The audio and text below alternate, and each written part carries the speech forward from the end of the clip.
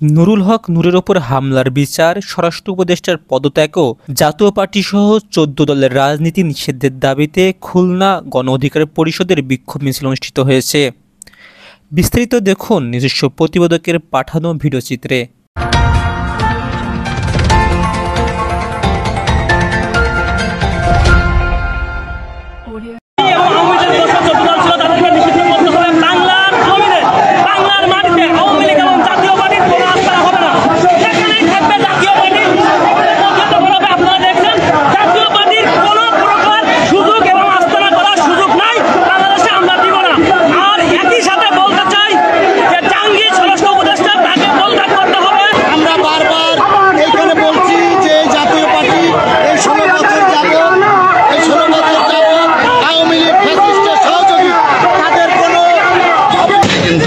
জিনিসপত্র সরিয়ে দিচ্ছেন গণ অধিকার কর্মীরা।